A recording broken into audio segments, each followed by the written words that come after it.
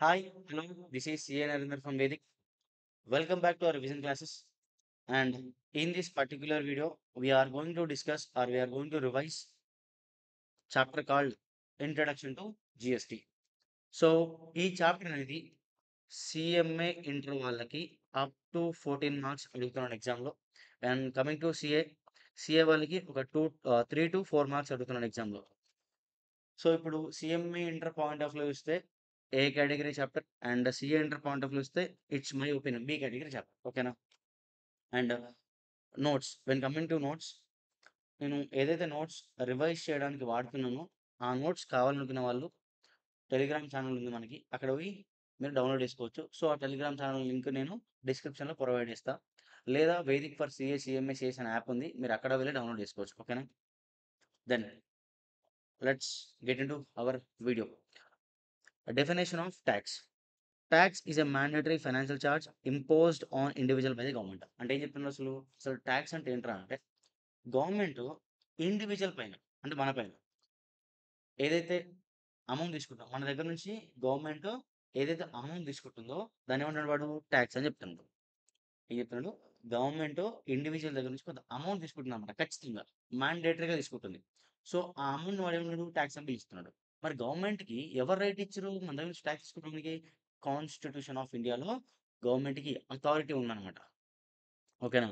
అలా so government ఏం చేసింది, మన దగ్గర నుంచి కొంత అమౌంట్ తీసుకుంటున్నమాట, దాన్నే ట్యాక్స్ అని పిలుస్తుంది. మరి మన దగ్గర తీసుకున్న అమౌంట్ని గవర్నమెంట్ ఏం చేస్తుందిరా అంటే, మళ్ళీ మన బాగోగుల గురించి, అంటే మన మంచి చెడుల గురించి మళ్ళీ ఏం చేస్తుంది, ఇన్ ద ఫార్మ్ ఆఫ్ ఎట్లా మరి మనకు మంచి మంచి చెడులు ఎలా చూస్తుంది గవర్నమెంట్ అని అంటే, రోడ్లు వేయడం కావచ్చు, హాస్పిటల్ కట్టేయడం కావచ్చు, స్కూల్స్ కావచ్చు, ఇంకా రకరకాల వేస్గా మనకి గవర్నమెంట్ ఏం చేస్తుంది, తీసుకున్న అమౌంట్ని ఎక్స్పెండిచర్గా మనకు పెడతా ఉంటుంది. ఓకేనా? Types of taxes. There are two types of taxes. One is direct tax, another one is indirect tax. ఓకేనా? నెక్స్ట్,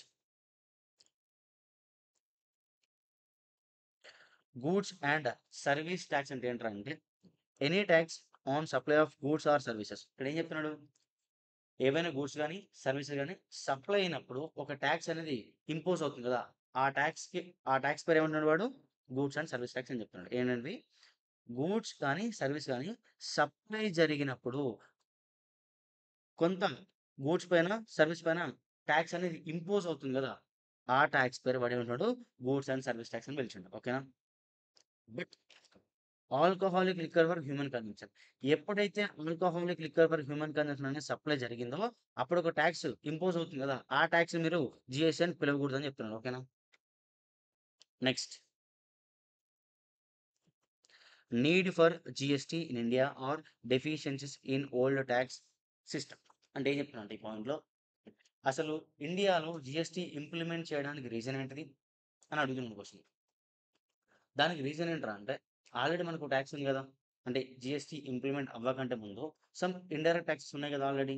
బట్ అవన్నీ వద్దనుకొని మళ్ళీ జిఎస్టీ ఇంప్లిమెంట్ చేయడం ఏంటిది, దానికి రీజన్స్ ఏంటివి అని అంటే, ఓల్డ్ ట్యాక్స్ రిజంలో కొన్ని డెఫిషియన్సీస్ ఉండేటివి, కొన్ని లోపాలు. సో దానిని ఓవర్కమ్ చేసుకుంటూ, దాంట్లో ఏవైతే డెఫిషియన్సీస్ ఉన్నాయో దాంట్లో ఓవర్కమ్ చేయడం కోసమే జిఎస్టీ అనేది ఇండియాలో ఇంప్లిమెంట్ అయింది. ఓకేనా? ఆ డెఫిషియన్సీస్ ఓల్డ్ ట్యాక్స్ రిజిమ్‌లో ఆ డెఫిషియన్సీ ఏంటో క్లీన్‌గా ఒక్కొక్కటి అబ్జర్వ్ చేసుకుంటూ వద్దాం. ఓకేనా? First, double taxation. అసలు డబుల్ టాక్సేషన్ అనేది ఏంట్రా అంటే, ఒకటి గుర్తుపెట్టుకోండి. ఒక ఎగ్జాంపుల్ తీసుకుందాం మనం. కంప్యూటర్ అనే ఎగ్జాంపుల్ తీసుకుందాం. కంప్యూటర్ ఓల్డ్ ట్యాక్స్ రిజిమ్‌లో కొందరు ఏమనేవాళ్ళంటే కంప్యూటర్ అనేది గూడు అనేవాళ్ళు. ఇంకొందరు ఏమనేవాళ్ళంటే, అరే బాబు కంప్యూటర్ అనేది గూడు కాదు, అది స్ అది సర్వీస్ అని చెప్పేవాళ్ళు. ఎందుకు సర్వీస్ అని చెప్పేవాళ్ళనంటే, దాంట్లో సాఫ్ట్‌వేర్ ఉంది గదా, సో, సర్వీస్ అని చెప్పేవాళ్ళు.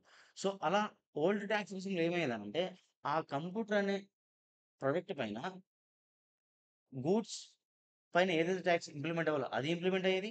సర్వీస్ పైన ఏదైతే టాక్స్ ఇంపోజ్ అవ్వాలో అది ఇంపోజ్ అయ్యేది. అంటే అక్కడ సర్వీస్ టాక్స్, గూడ్స్ టాక్స్ 2 ఒకటే ప్రొడక్ట్ పైన ఇంప్లిమెంట్ అయ్యేది. ఎప్పుడు? ఓల్డ్ టాక్స్ రెజిమ్‌లో. That is called double taxation. So, ఒకసారి ఎగ్జాంపుల్ చూడండి. కొంతమంది ఏమనేవాళ్ళు గూడ్ అనేవాళ్ళు. సో, దానిపైన వాట్ ఇంప్లిమెంట్ చేసేవాళ్ళు. సరే, ఈ వాట్ అంటే ఏదో కొంచెం నేను చెప్తాను. నెక్స్ట్ బట్ చూడండి ఒకసారి. ఆ కంప్యూటర్ అనేది గూడ్స్ అనుకునే వాళ్ళు ఏం చేసేవాళ్ళు? వాట్ ఇంపోజ్ చేసేవాళ్ళు. సమ్ పీపుల్ ఏమనుకునేవాళ్ళు దాన్ని, అది సాఫ్ట్‌వేర్ కాబట్టి service. So, service tax impose చేసేవాళ్ళు. అంటే ప్రొడక్ట్ ఒకటే. టూ డిఫరెంట్ ట్యాక్సెస్ దానిపైన ఇంపోజ్ అయ్యి ఉన్నది. That is called double taxation. Cascading effect అంటే nothing but tax on tax. సరే, దీనికంటే ముందు నేను ఓల్డ్ ట్యాక్స్ రెజ్యూమ్ గురించి కొంత డీటెయిల్‌గా మాట్లాడుకుందాం మనం. ఇంతకుముందుకి జీఎస్టీ ఇంప్లిమెంట్ అవ్వే కంటే ముందు ఎక్సైజ్ డ్యూటీ అనేది ఒకటి ఉండేదన్నమాట. ఈ ఎక్సైజ్ డ్యూటీ ఎప్పుడు అప్లై అవుతదంటే మ్యానుఫ్యాక్చరింగ్ మన ఇండియాలో గూడ్స్ మ్యానుఫ్యాక్చర్ చేయాలంటే వాడు ఎక్సైజ్ డ్యూటీ పే చేస్తేనే గూడ్స్ మ్యానుఫ్యాక్చర్ చేసే రైట్ వచ్చేదన్నమాట. ఓకేనా? What paid on sale of goods, intrastate on sale of value. సరే, మనం గూడ్ అమ్మాలంటే అంటే జీఎస్టీ ఇది మొత్తం ఏంటి స్టోరీ? జీఎస్టీ ఇంప్లిమెంట్ అవ్వకంటే ముందు. ఓకేనా? సో, ఇప్పుడు మ్యానుఫ్యాక్చరర్ అన్నవాడు ఏం పేయాలి? ఎక్సైజ్ డ్యూటీ పేయాలి. సో, వీడు ఎక్కడ రిజిస్టర్ అయ్యేవాడు? ఎక్సైజ్ డ్యూటీ కింద రిజిస్ట్రేషన్ తీసుకునేవాడు. Next VAT. వాట్ ఎప్పుడు? ఏదైనా గూడ్ మనం వితిన్ ద స్టేట్ ఒక గూడ్ అమ్మాలంటే వాట్ పే చేసేవాళ్ళం ఒకప్పుడు. And out of the state ఒక స్టేట్ నుంచి ఇంకో స్టేట్‌కి అమ్మాలంటే మనం ఏం పే చేసేవాళ్ళం? సెంట్రల్ సేల్స్ టాక్స్ పే చేసేవాళ్ళం. Service tax. మనం ఏదైనా సర్వీస్ చేయాలి. వితిన్ ద స్టేట్ ప్రొవైడ్ చేయాలన్న సర్వీసు లేదా out of the state provide చేయాలన్నా మనం ఏం పే చేసేవాళ్ళం ఇంతకుముందుకు? సర్వీస్ టాక్స్ పే చేసేవాళ్ళం. ఓకేనా? సో, ఇక్కడ మనం చూసుకుంటే మ్యానుఫ్యాక్చరర్ అనేవాడు ఎక్కడ రిజిస్ట్రేషన్ తీసుకోవాలి? ఓల్డ్ టాక్స్ రెజ్యూమ్‌లో ఎక్సైజ్ డ్యూటీ కింద రిజిస్ట్రేషన్ తీసుకునేవాడు. VAT, CST and service tax. ఈ 4 ఉన్నాయి కదా! దీని కింద వాడు ఏం చేసేవాడు? రిజిస్ట్రేషన్ తీసుకునేవాడు. ఒకవేళ మ్యానుఫ్యాక్చరర్ కాదు, హోల్‌సేలర్, రిటైలర్, ట్రేడర్ అయ్యుంటే వాడు వాట్ కింద, సీఎస్టీ కింద, సర్వీస్ టాక్స్ కింద రిజిస్ట్రేషన్ తీసుకునేవాడు. ఓకేనా? ఇవి గుర్తుపెట్టుకోండి. మనకు ఈ క్యాస్కేడింగ్ ఎఫెక్ట్‌లో చాలా యూజ్ అవుతాయి. క్యాస్కేడింగ్ ఎఫెక్ట్ అంటే ఏంటిది? Tax on tax. Old tax రిజిమ్‌లో ఈ డెఫిషియన్సీ ఉండేది. అదసలు ఏంటో చూద్దాం ఒకసారి. ఫర్ ఎగ్జాంపుల్ మ్యానుఫ్యాక్చరింగ్ తీసుకుందాం మనం. హోల్‌సేలర్‌ని తీసుకుందాం. మ్యానుఫ్యాక్చరర్ ఒక గూడ్‌ని మ్యానుఫ్యాక్చర్ చేద్దాం అనుకుంటుండు. సో, దానికి ఖర్చు ఎంతయింది వాడికి? 5000 అయింది. దానికి ప్రాఫిట్ ఎంత యాడ్ చేసుకుంటున్నాడు వాడు? 1000. సో, ఆ ప్రొడక్ట్‌ని మార్కెట్‌లో ఒక 6000 అమ్ముదాం అనుకుంటున్నాడు. బట్ గవర్నమెంట్ ఏం చెప్పింది? పోల్ టాక్స్ రెజిమ్‌లో అరే! మ్యానుఫ్యాక్చరర్ కాబట్టి నువ్వు గూడ్ మ్యానుఫ్యాక్చర్ చేస్తా అంటున్నావు గదా! ఫస్ట్ నువ్వు గూడ్స్ మ్యానుఫ్యాక్చర్ చేయాలంటే నువ్వేం కట్టాలి? ఈ ఎక్సైజ్ డ్యూటీ కట్టాలి. ఇది మ్యానుఫ్యాక్చరింగ్ కోసం. సో, ఇప్పుడేం జేయాలి? ఈ 6000 పైన ఆయన ఏం పే చేయాలి? ఎక్సైజ్ డ్యూటీ పే చేయాలి. ఫర్ ఎగ్జాంపుల్ ఎక్సైజ్ డ్యూటీ 10% ఉంటుంది. సో, ఇప్పుడు 6000 పైన గవర్నమెంట్‌కి ఎంత పే చేయాలి ఎక్సైజ్ డ్యూటీ? మ్యానుఫ్యాక్చర్ అనేవాడు ₹600 పే చేయాలి. ఓకేనా? సో, ఇప్పుడు ప్రొడక్ట్ కాస్ట్ ఏమైంది? 600 నుంచి కాస్త సారీ 6000 నుంచి 6600కొచ్చేసింది. Cost of the product. ఇప్పుడు 6600 ఇది వేరే వాడికి ఎవరికి సేల్ చేయాలి వీడు మ్యానుఫ్యాక్చర్ అనేవాడు? హోల్‌సేలర్‌కి సేల్ చేసి అమ్ముకుందాం. ఇప్పుడు ఇంకేం పేయాలి? మ్యానుఫ్యాక్చర్ చేయడానికేమో ఎక్సైజ్ డ్యూటీ పేయాలి. అదే ప్రొడక్ట్‌ని వితిన్ ద స్టేటో లేకపోతే ఔట్ ఆఫ్ ది స్టేట్ అమ్మాలంటే వాట్ లేదా సీఎస్టీ పే చేయాలి. For example wholesaler within the state అనుకుందాం మనం. సో, వాట్ కూడా 10% అనుకుందాం. ఫర్ ఎగ్జాంపుల్ వాట్ ఎంత? 10%. సో, ఇప్పుడు వాట్ అనేది దేనిపైన పే చేయాలంటే ఈ 6600 పైన 10% వాట్ పే చేయాలి. అంటే ఎంత? రూ. 660. మీరు గమనిస్తే ఈ 6600లో 600 అనేది already excise duty. It's one type of tax కదా! ఆల్రెడీ రూ. 600 టాక్స్ ఉంది ఈ 6600లో. మనం ఏం చేస్తున్నాం? 6000 పైన వాట్ కట్టుంటేనేమో టాక్స్ ఆన్ టాక్స్ అవ్వకపోయేదది. మనం ఏం చేస్తున్నాం ఇప్పుడు? ఈ 6600 పైన 10% కాబట్టి 660 వచ్చింది. అదేమైతుంది? ఈ టాక్స్ పైన కూడా వాట్ అనేది కడుతున్నాం మనం. ఈ టాక్స్ అమౌంట్ పైన మనం ఈ ఎక్సైజ్ టాక్స్ అనే పైన మనం వాట్ మళ్ళీ కడుతున్నాం కాబట్టి this is called tax on tax. ఇది ఒక డెఫిషియన్సీ. ఎప్పుడు? ఓల్డ్ సిస్టమ్‌లో. ఓకేనా? This is called cascading effect. Cascading effect meaning ఏంటిది? Tax on tax. Tax on tax. అర్థమైందా పాయింట్ ఇప్పుడు? ఇది second type of deficiency. Third type of deficiency no excise duty credit to dealer or trader. ఏం చెప్తున్నాడు? No excise duty credit to dealer or trader అంటే ఏందో చూద్దాం మనం ఒకసారి. మ్యానుఫ్యాక్చరర్ ఉన్నాడు, హోల్‌సేలర్ ఉన్నాడు. Same story, same as it is. ఇప్పుడు హోల్‌సేలర్ అనేవాడు కొంటున్నాడు. ఎంత? 7260 రూపీస్‌కి హోల్‌సేలర్ అనేవాడు మ్యానుఫ్యాక్చరర్ దగ్గర నుంచి ఒక గూడు కొన్నాడు. అదే ఇక్కడ జరిగింది చూడండి ఒకసారి. వీడేం చేసిండు? వీడికి అమ్మిండు. మ్యానుఫ్యాక్చరర్ అనేవాడు అమ్మిండు. సో, ఎంత పెట్టి కొంటాడు? 7260 రూపీస్ హోల్‌సేలర్ అనేవాడు మ్యానుఫ్యాక్చర్‌కి ఇస్తాడు. చూడండి ఒకసారి. వీడు ఎక్కడ రిజిస్ట్రేషన్ తీసుకుండు? Excise duty, VAT. వీడు హోల్‌సేలర్ ఏం చేస్తాడు? ఎక్సైజ్ డ్యూటీ కింద రిజిస్ట్రేషన్ తీసుకుంటాడా? ఎందుకు? వాడు మ్యానుఫ్యాక్చర్ అయ్యాడు కాబట్టి. మ్యానుఫ్యాక్చర్ చేస్తే నువ్వేం చేయాలి? ఎక్సైజ్ డ్యూటీ పేయాలి. నువ్వు ఎక్సైజ్ డ్యూటీ పేయాలంటే ఏం చేయాలి? ఎక్సైజ్ డ్యూటీ కింద రిజిస్ట్రేషన్ తీసుకోవాలి. సో, ఇప్పుడు హోల్‌సేలర్ ఉన్నోడు మ్యానుఫ్యాక్చర్ అయ్యేవాడికి ఎక్సైజ్ డ్యూటీ కింద రిజిస్ట్రేషన్ తీసుకోడు. వీడేం తీసుకుంటాడు? వాట్. ఎందుకు? వీడు కొన్న గూడ్స్ అమ్మాలి కదా! సో, వ్యాట్ లేదా సీఎస్టీ తీసుకుంటాడు. ఓకేనా? సరే. ఇప్పుడు మ్యానుఫ్యాక్చరర్ అనేవాడు ఎంత పే చేసిండు? 7,260 పే చేసిండు మ్యానుఫ్యాక్చరర్. సారీ, హోల్‌సేలర్ అనేవాడు మ్యానుఫ్యాక్చరర్‌కి 7,260 అమౌంట్ పే చేసిండు. సో, ఇప్పుడు హోల్‌సేలర్‌కి ఈ ప్రొడక్ట్ ఏదైతే ఉందో, ఆ ప్రొడక్ట్ వీడికి ఎంత కాస్ట్ అవుతుందిరా అంటే 7,260 కాస్ట్ అవ్వదు.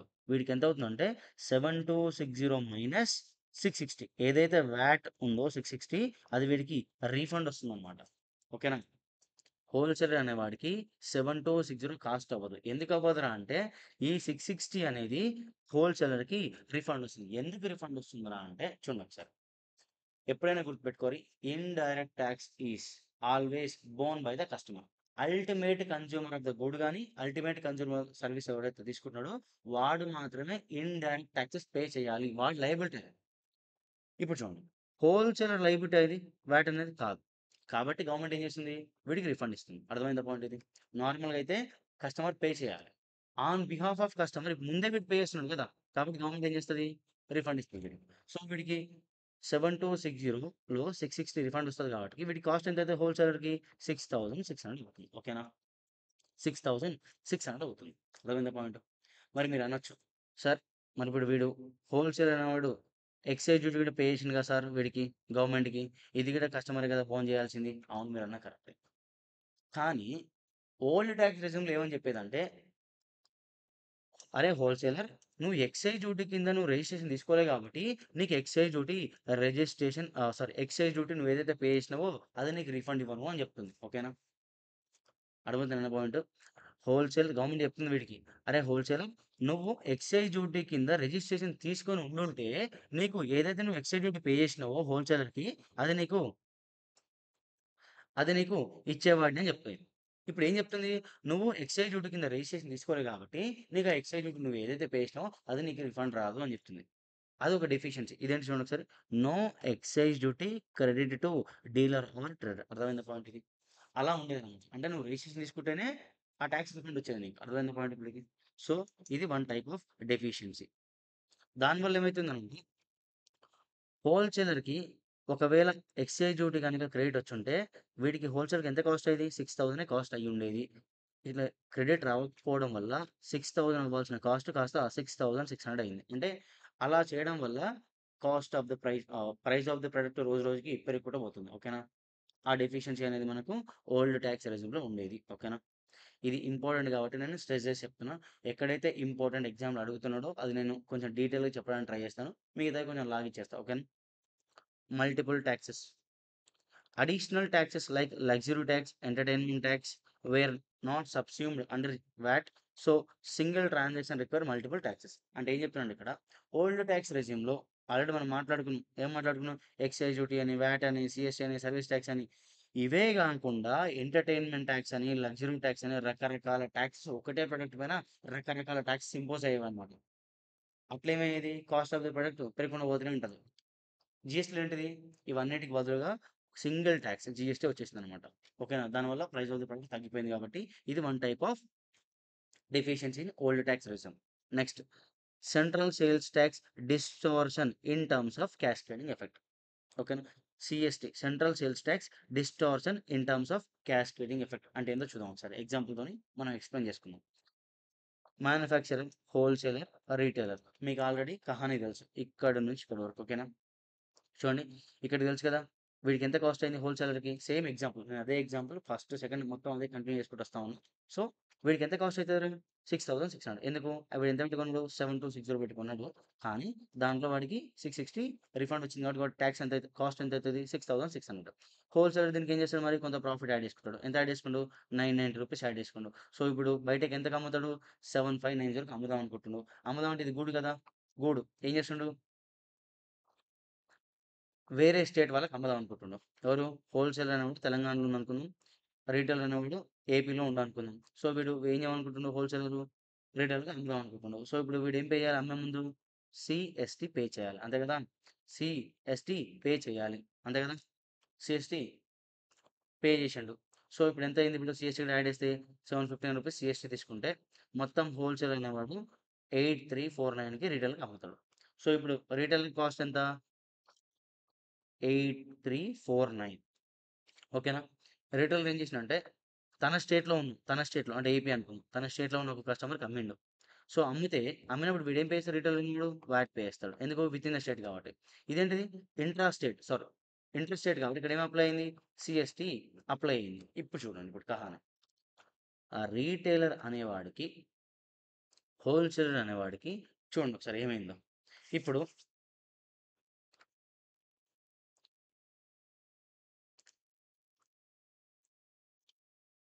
రీటైలర్ అనేవాడు ఏం పే చేసిండు వీడికి? సీఎస్టీ పే చేసిండు. సీఎస్టీ పే చేసిండు. అయితే రీటైలర్ ఉన్నాడు. కస్టమర్‌కి అమ్మినప్పుడు ఏం కలెక్ట్ చేసుకుండు వీని దగ్గర నుంచి? వాట్ కలెక్ట్ చేసుకుండు. అంటే వీడు పే చేసిందేమో సీఎస్టీ, వీడు కలెక్ట్ చేసుకుందేమో వాట్ కస్టమర్ దగ్గర నుంచి. సో, గవర్నమెంట్ ఏం చెప్తుందంటే, "అరే బాబు! నువ్వు పే చేసిందేమో సీఎస్టీ, నువ్వు కలెక్ట్ చేసుకుందేమో వాట్ కాబట్టి నీకు ఈ సీఎస్టీ నువ్వు ఏదైతే పే చేసినావో ఆ క్రెడిట్ నీకు ఇవ్వనురా బాబు" అని చెప్తుంది. సో, దీనివల్ల ఏమైంది? సీఎస్టీ క్రెడిట్ ఇవ్వకపోవడం వల్ల వాడు రీటైలర్ అనేవాడు ఎంతైతే 8349 పెట్టి కొన్నాడో అదే వీడి కాస్ట్ అయిపోతుంది. వీడికి ఒకవేళ రీఫండ్ ఇచ్చుంటే సీఎస్టీ ఏదైతే పే చేసినాడో రిటైలరు అది వీడికి రిఫండ్ ఇచ్చుంటే వీడికి ఏమయ్యేది? కాస్ట్ అనేది రెడ్యూస్ అయిపోయేది. సో, ఇక్కడ ఏం చెప్తున్నాడు? CST distortion in terms of cascading effect. అంటే సెంట్రల్ సేల్స్ టాక్స్ కూడా దీనివల్ల కూడా ఏమైతుందంటే క్యాస్కేడింగ్ ఎఫెక్ట్ అనేది వస్తుంది అని చెప్తున్నాడు ఇక్కడ. అంతే కదా! క్యాస్కేడింగ్ ఎఫెక్ట్ అంటే మీనింగ్ అంటే టాక్స్ ఆన్ టాక్స్. ఇప్పుడు వీడికి రిఫండ్ ఇవ్వకపోవడం వల్ల ఈ 715 అనేది వీడి కాస్ట్‌లో ఇంక్లూడ్ అయిపోయింది. వీడి ప్రాఫిట్ కూడా దీనిపైన యాడ్ చేస్తాడు. వీడు వాట్ దేనిపైన కలెక్ట్ చేస్తాడు? దీనిపైన కలెక్ట్ చేస్తాడు. నథింగ్ బట్ దీంట్లో ఏముంది? 715 అనే సీఎస్టీ టాక్స్ ఉంది కదా! దీనిపైన వీడు మళ్ళీ టాక్స్ కడుతుంది. అంటే సమ్ టైమ్స్ సీఎస్టీ అనేది క్యాస్కేడింగ్ ఎఫెక్ట్‌కి దారి తీస్తుంది అని చెప్తున్నాడు. ఇది కూడా సీఎస్టీ అనేది one type of cascading effect అని చెప్తున్నాడు. అర్థమైందా పాయింట్ ఇది? ఓకేనా? ఎందుకు ఇవ్వలేదు వీడికి సీఎస్టీ అనేది? రీటైలర్ అనేవాడు పే చేసింది సీఎస్టీ, కలెక్ట్ చేసిందేమో ఏంటిది? వాట్. కాబట్టి అరె బాబు! నువ్వు కలెక్ట్ చేసింది వేరు, పే చేసింది వేరు. సో, నీకు రిఫండ్ ఇవ్వను అని చెప్తున్నాడు. దీనివల్ల ఏమైపోయింది? టాక్స్ ఆన్ టాక్స్ అయిపోయింది. ఓకేనా? This is CST distortion in terms of cascading effect. ఈ 5 టైప్స్ ఆఫ్ డెఫిషియన్సీస్ ఉండడం వల్ల ఇవన్నిటిని ఎలిమినేట్ చేయడం కోసం మనం ఏం ఇంప్లిమెంట్ చేసినాం ఇండియాలో? జీఎస్టీ ఇంప్లిమెంటేషన్ జరిగింది. ఓకేనా? Need for GST in India అన్న ఇదే ఆన్సర్ అనేది, లేదా deficiencies in old indirect tax resume అన్న ఇదే రాయండి. ఓకేనా? రెండిటికి same answer.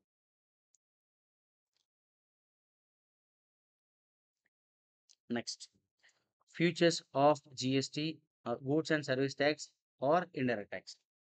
Features of GST అన్నా లేదా ఫీచర్స్ ఆఫ్ ఇండైరెక్ట్ ట్యాక్స్ అన్నా సేమ్ రాయొచ్చు. చూడండి ఒకసారి. Goods and service tax is a tax. అంటే మీనింగ్ ఏంటిది? గూడ్స్ అండ్ సర్వీస్ ట్యాక్స్ అనేది వన్ టైప్ ఆఫ్ ట్యాక్స్ అని చెప్తున్నాడు. It is and it is a tax on supply of goods or service or both. ఇక్కడ ఏం చెప్తున్నాడు? Goods and service tax అనేది only when goods and services అనేటివి supply జరిగినప్పుడే goods and service tax అనేది implementation జరుగుతుందని చెప్తున్నాడు. గూడ్స్ అండ్ సర్వీసెస్ ఎప్పుడైతే సప్లై జరుగుతాయో అప్పుడే జీఎస్టీ ఇంపోజ్ అవుతుంది దాంట్లోని చెప్తున్నాడు. ఒకవేళ గూడ్స్ అండ్ సర్వీస్ కనుక సప్లై జరగకపోతే జీఎస్టీ రాదు అని చెప్తున్నాడు. ఓకేనా? Next, GST is a destination based tax. ఇది కొంచెం చెప్పడానికి ట్రై చేస్తే చూడండి ఒకసారి. డెస్టినేషన్ బేస్డ్ ట్యాక్స్ అంటే మీనింగ్ ఏంటంటే, ఫర్ ఎగ్జాంపుల్ మనకు ఆహ్, మనం కార్ డీలర్ అనుకుందాం. ఏ కార్ అనుకుందాం? ఫర్ ఎగ్జాంపుల్ ఎక్స్‌యూవీ అనుకుందాం. ఎక్స్‌యూవీ. మన డీలర్ షాప్ ఎక్కడుంది? తెలంగాణలో ఉంది. మన కస్టమరు ఫ్రమ్ ఆంధ్ర అనుకుందాం. ఫ్రమ్ ఆంధ్రప్రదేశ్ మన కస్టమర్ ఉన్నాడు. మన కస్టమర్ మన దగ్గరకొచ్చి ఎక్స్‌యూవీ కార్‌ని పర్చేజ్ చేసి వాళ్ళ స్టేట్‌కి తీసుకొని పోయిండు. ఓకేనా? సో, ఇప్పుడు మనకేం చేయాలి ఇప్పుడు ఆ కస్టమర్ మనకు? కార్ కాస్ట్‌తో పాటు జీఎస్టీ కూడా మనకిస్తాడు కదా! అవునా కదా! జీఎస్టీ కూడా మనకు గట్టిపోతాడు. ఇప్పుడు ఆ జీఎస్టీ ఎవరు కట్టారు? ఆంధ్రప్రదేశ్‌లో ఒక కస్టమర్ ఆంధ్రప్రదేశ్‌లో ఒక ఇండివిడ్యువల్ కట్టిండు. అవునా కదా! సో, ఇప్పుడు మనం ఏం చేస్తాం? డీలర్ మన తెలంగాణలో ఉన్నోళ్ళకి మనం జీఎస్టీ గవర్నమెంట్ పే చేస్తాం. ఇప్పుడు గవర్నమెంట్ డబ్బులు తీసుకుంది కదా జీఎస్టీ. ఆ డబ్బులనేది మన తెలంగాణ స్టేట్‌కి ఇస్తదా? ఆంధ్ర స్టేట్‌కి ఇస్తదా? అంటే చూడండి ఒకసారి. ఇక్కడ ఏం చెప్పిండు? Destination based. అంటే మీనింగ్ ఏందంటే ఆ ప్రొడక్ట్, ఆ సర్వీస్ అల్టిమేట్‌గా ఏ స్టేట్ కస్టమర్ కన్జ్యూమ్ చేస్తున్నాడు, ఏ స్టేట్ కస్టమర్ కన్జ్యూమ్ చేస్తున్నాడో ఆ స్టేట్‌కి గవర్నమెంట్ టాక్స్ అనేది ఇస్తుందన్నమాట. చూడండి ఒకసారి ఇక్కడ ఏంటిది? మన కస్టమర్ ఇక్కడ ఆంధ్రప్రదేశ్‌లో ఉన్నాడు. మన డీలర్ షాప్ ఎక్కడుంది? తెలంగాణలో ఉంది. ఇప్పుడు కస్టమర్ వచ్చిండు, కార్ తీసుకొని పోయిండు. ఇప్పుడు ఆ కార్ అనే ప్రొడక్ట్‌ని ఏ స్టేట్ కస్టమర్ కన్జ్యూమ్ చేస్తున్నాడు? ఆంధ్రప్రదేశ్‌లో ఉన్న ఇండివిడ్యువల్ ఏం చేస్తున్నాడు? కన్జ్యూమ్ చేస్తున్నాడు. కాబట్టి మనం ఏదైతే టాక్స్ జీఎస్టీ పే చేసినామో గవర్నమెంట్‌కి, గవర్నమెంట్ ఏం చేస్తుంది? ఎవరికిస్తుంది ఆ డబ్బులనంటే తీసుకుపోయి ఆంధ్రప్రదేశ్ స్టేట్‌కి ఇస్తుంది. ఎందుకు ఆంధ్రప్రదేశ్ స్టేట్‌కి ఇస్తుంది? తెలంగాణకి ఎందుకు ఇస్తలే అంటే చూడండి ఒకసారి. ఇప్పుడు ఒకవేళ గవర్నమెంట్ గనుక టాక్స్ మనకిచ్చుంటే, అంటే మనకంటే ఎవరిక్కడ తెలంగాణకి ఇచ్చుంటే, తెలంగాణ గవర్నమెంట్ ఏ స్టేట్‌కి ఖర్చు పెడతది? ఏ స్టేట్ బాగోగుల గురించి ఖర్చు పెడతది? తెలంగాణ గురించి. మరి టాక్స్ కట్టిందేమో ఆంధ్రప్రదేశ్‌లో ఉన్న వ్యక్తి. ఆంధ్రప్రదేశ్‌లో ఉన్న ఇండివిడ్యువల్. మరి ఇప్పుడు బెనిఫిట్ ఏమో మన స్టేట్‌కా? అట్లా కాదు. సో, కాబట్టి గవర్నమెంట్ ఏం చేస్తది? కస్టమర్ అనేవాడు ఆంధ్రప్రదేశ్ కాబట్టి ప్రొడక్ట్ ఎక్కడ కన్జ్యూమ్ అయింది? ఆంధ్రప్రదేశ్‌లో కన్జ్యూమ్ అయింది కాబట్టి గవర్నమెంట్ టాక్స్ అనేది ఆంధ్రప్రదేశ్‌కి ఇస్తుంది. సో, ఆంధ్రప్రదేశ్‌కి ఇస్తే ఏమైతది? ఆంధ్రప్రదేశ్ గవర్నమెంట్ ఏం చేస్తది? ఆ స్టేట్ గురించి ఖర్చు పెడుతుంది. ఓకేనా? సో, దానికోసమే జీఎస్టీ అనేది డెస్టినేషన్ బేస్డ్ టాక్స్ అని చెప్పారు. ఓకేనా? Next GST is A consumption talks. Consumption talks meaning ఏందంటే అల్టిమేట్‌గా ప్రొడక్ట్‌ని ఎవరైతే కన్జ్యూమ్ చేస్తారో, అల్టిమేట్‌గా సర్విస్‌ని ఎవరైతే కన్జ్యూమ్ చేస్తారో వాళ్ళే జీఎస్టీ బర్డెన్‌ని మోయాలి అని చెప్తున్నాడు. ఓకేనా? GST is a value added tax. ఇది ఇంపార్టెంట్. కొంచెం నేను నీట్‌గా, స్లోగా చెప్పడానికి ట్రై చేస్తా. అర్థం చేసుకోండి. GST is a value added tax. Example తీసుకుందాం. Manufacturer, wholesaler, retailer, customer. ఓకేనా? ఇక్కడ మనకేంటిది? జీఎస్టీ అనేది వాల్యూ యాడెడ్ టాక్స్ అన్నాడు. అదేందో చూద్దాం డీటెయిల్‌గా. ఫర్ ఎగ్జాంపుల్ మ్యానుఫ్యాక్చరింగ్ ఇదేంటిది? న్యూ టాక్స్ రిజిమ్ ఇది. ఓల్డ్ టాక్స్ మర్చిపోండి. Manufacturing excise duty, VAT, CST అవేం లేవు ఇక్కడ. మ్యానుఫ్యాక్చరర్ అనేవాడు మ్యానుఫ్యాక్చర్ చేసిన ఒక ప్రొడక్ట్‌ని ₹800కి వాడి ప్రాఫిట్ ఎంత? ₹200. సెల్లింగ్ ప్రైస్ ఎంత? 1000. ఈ సెల్లింగ్ ప్రైస్ పైన గవర్నమెంట్ ఏం చేస్తది? జీఎస్టీ క్లిక్ చేస్తది. ఫర్ ఎగ్జాంపుల్ జీఎస్టీ పర్సెంటేజ్ 10% అనుకుందాం. స ఆహ్, సెల్లింగ్ ప్రైస్ ఎంత? 1000. జీఎస్టీ ఎంత? 100. 2 కలిపితే ఎంత? ₹1100. ఎవరైనా కస్టమర్ ఆ ప్రొడక్ట్‌ని కొనుక్కోవాలంటే ఎంత కొనుక్కుంటారు? ₹1100 ఇచ్చి కొనుక్కోవాలి. ఇక్కడ మ్యానుఫ్యాక్చరర్ ఎవరికి అమ్ముతాడు ప్రొడక్ట్? హోల్‌సేలర్‌కి. ఇప్పుడు హోల్‌సేలర్ మ్యానుఫ్యాక్చరర్ ఎంత అమౌంట్ ఇస్తాడు? 1100 ఇచ్చి కొనుక్కుంటాడు. ఓకేనా? ఇప్పుడు చూడండి. ఇప్పుడు ఈ హోల్‌సేలర్‌కి ఈ ప్రొడక్ట్ ఏదైతే ఉందో హోల్‌సేలర్ అల్టిమేట్ కన్స్యూమరా కాదు కాదు. ఎవరిక్కడ అల్టిమేట్ కన్స్యూమరు? కస్టమర్. ఇక్కడ ఏం చెప్పుకున్నాం మనం? GST is A consumption talks. ఇప్పుడు ఏదైతే జీఎస్టీ ఇందులో 1100 రూ. 100 ఉంది కదా! ఆ రూ. 100 అనేది ఎవడు పే చేయాలి గవర్నమెంట్‌కి? కస్టమర్ పే చేయాలి. But on behalf of customer wholesaler ఏం చేసిండు? మ్యానుఫ్యాక్చరర్‌కి రూ. 100 కట్టిండు. ఓకేనా? సో, గవర్నమెంట్ ఏం చేసింది హోల్‌సేలర్‌కి? చెప్పింది.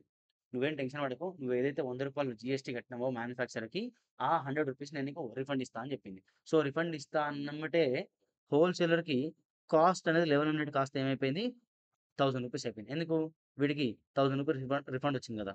వీడు కట్టింది ఫస్ట్. బట్ రిఫండ్ వచ్చిన మీనింగ్ ఏంటిది? వీడి కాస్ట్ రూ. 1000 అయితది. ఓకేనా? సో, ఇప్పుడు చూద్దాం. ఇప్పుడు ఎప్పుడైతే హోల్‌సేలరు మ్యానుఫ్యాక్చరర్‌కి రూ. 1100 ఇచ్చిండో దాంట్లోకెళ్ళి మ్యానుఫ్యాక్చరర్ ఏం చేస్తాడంటే రూ. 1000 వాడి పాకెట్‌లో పెట్టుకుంటాడు. అది వాడి మనీ. ఇంకో రూ. 100 ఏంటిది? It's a government income. కాబట్టి మ్యానుఫ్యాక్చరర్ ఏం చేయాలి? ఆ రూ. 100ని గవర్నమెంట్‌కి పే చేయాలి. సో, కొంచెం టర్మినాలజీ మాట్లాడుకుందాం. ఈ రూ. 100 మ్యానుఫ్యాక్చరర్ పే చేయాలి కదా గవర్నమెంట్‌కి. This is called output tax liability. Output tax liability. ఏదైతే మనం జీఎస్టీ గవర్నమెంట్ పే చేయాలో దానికి పేరేంటిది? అవుట్‌పుట్ టాక్స్ లయబిలిటీ అయితది మనకి. ఓకేనా? మ్యానుఫ్యాక్చరర్ పాయింట్ ఆఫ్ వ్యూలో. ఇప్పుడు చూడండి. హోల్‌సేలర్ పాయింట్ ఆఫ్ వ్యూలో చూద్దాం. హోల్‌సేలర్ కాస్ట్ ఎంత? రూ. 100. ప్రాఫిట్ ఎంత? 200. సెల్లింగ్ ప్రైస్ ఎంత అయితది కాస్ట్? 1200. సెల్లింగ్ ప్రైస్ పైన ఏం లెవీ అయితది? జీఎస్టీ లెవీ అయితది. మన ఎగ్జాంపుల్‌లో GST throughout the example రూ. 10 అనుకుందాం. సో, జీఎస్టీ ఎంత? రూ. 10. సో, జీఎస్టీ 120. సో, ఇప్పుడు హోల్‌సేలర్ రిటైలర్‌కి అమ్మాలంటే రిటైల్ ఎంత కట్టాలి పైసలు? 1320 కట్టాలి. ఎంత? 1320.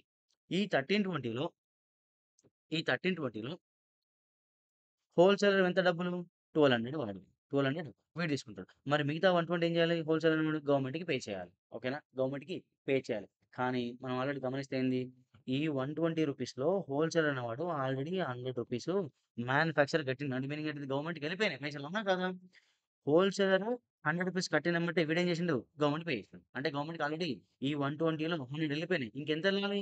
హోల్‌సేలర్ దగ్గర నుంచి 20 గవర్నమెంట్ పే చేస్తే చాలు. అవునా కాదా? ఓకేనా? ఈ 120లో హోల్‌సేలర్ ఎంత పే చేయాలి గవర్నమెంట్‌కి? 20 పే చేయాలి. 20 పే చేయాలి. సో, మనం ఏదైతే గవర్నమెంట్ పే చేయాలో దాని పేరు ఏం పేరు? Output tax liability. ఇప్పుడు హోల్‌సేలర్‌కి అవుట్‌పుట్ టాక్స్ లయబిలిటీ ఎంత? ఓన్లీ రూ. 20. మరి రూ. 100 ఉన్నాయి కదా! రూ.